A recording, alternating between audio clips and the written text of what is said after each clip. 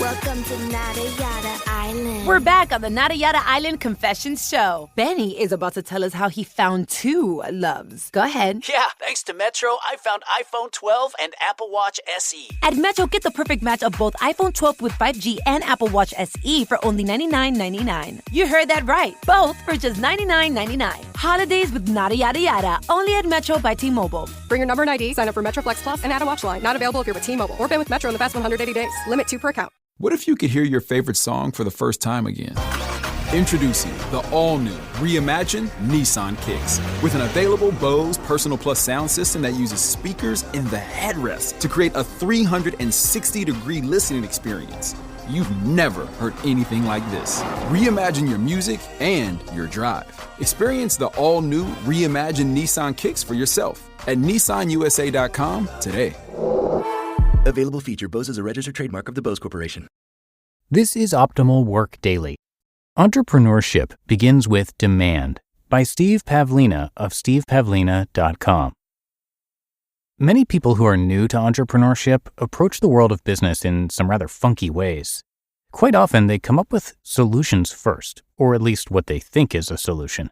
Then they try to convince people to buy, hoping that those people will somehow see the value in their solutions. That is a recipe for glorious failure. Sure, it could work sometimes, especially if you have millions of marketing dollars to help create demand. But for small businesses, it's not a very wise approach.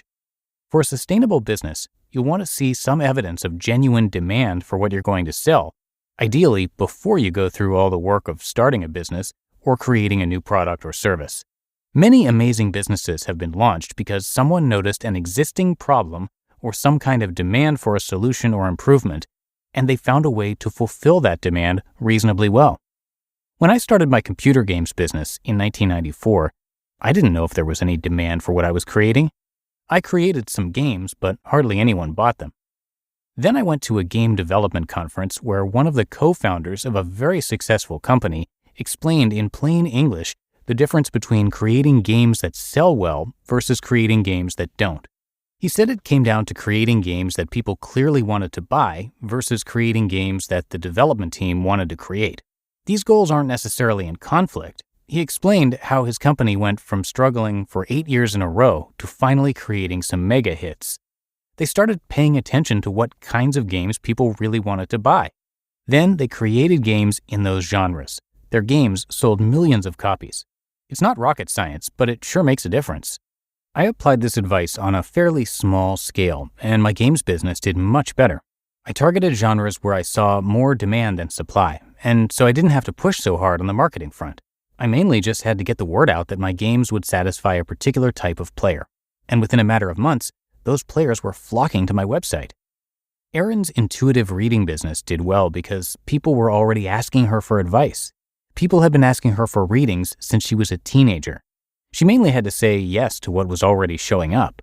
When she began offering readings professionally, people began signing up right away.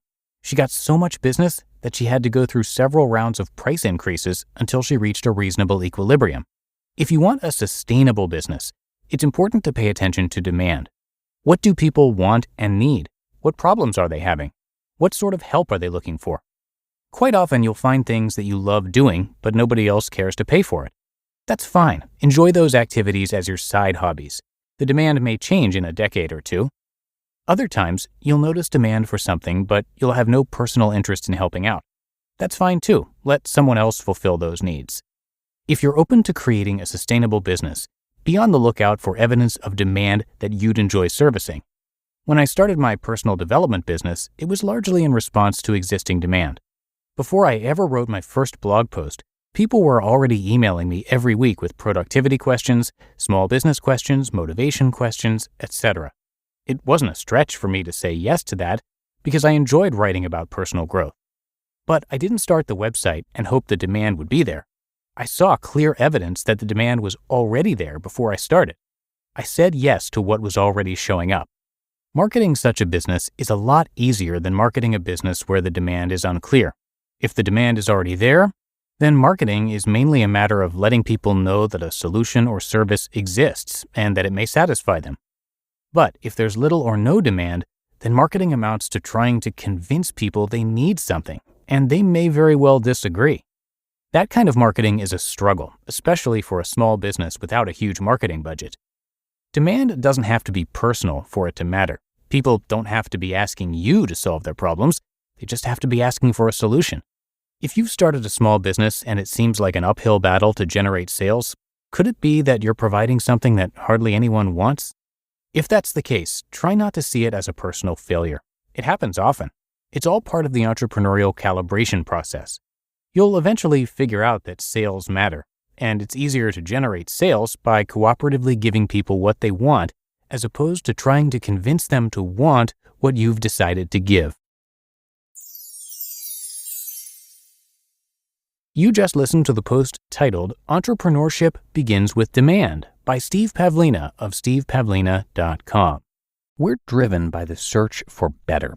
But when it comes to hiring, the best way to search for a candidate isn't to search at all. Don't search. Match with Indeed. Indeed is your matching and hiring platform with over 350 million global monthly visitors and a matching engine that helps you find quality candidates fast. Ditch the busy work. Use Indeed for scheduling, screening, and messaging. 93% of employers agree. Indeed delivers the highest quality matches compared to other job sites. One of the things I love about Indeed is that it makes hiring all in one place so easy because Indeed's matching engine is constantly learning from your preferences. So the more you use Indeed, the better it gets. And listeners of this show will get a $75 sponsored job credit to get your jobs more visibility at Indeed.com/startup. Just go to Indeed.com/startup right now and support our show by saying you heard about Indeed on this podcast. Indeed.com/startup. Terms and conditions apply. Need to hire? You need Indeed. Traveling to see your fave sports team is cool, but traveling with Amex Platinum for the big game is even better. Right this way.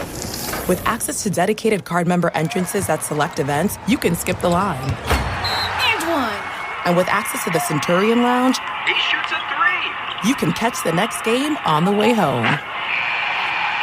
That's the powerful backing of American Express. Terms apply. Learn more at americanexpress.com/withAmex. Card member entrance access not limited to Amex Platinum Card. Now, if you didn't know, Steve Pavlina was actually one of the very first authors we started narrating here across all of our podcasts. He writes about a wide range of topics, including personal development, money, health, relationships, business, and advice. Steve is widely recognized as one of the most successful personal development bloggers in the world, with his work attracting more than 100 million visits to stevepavlina.com.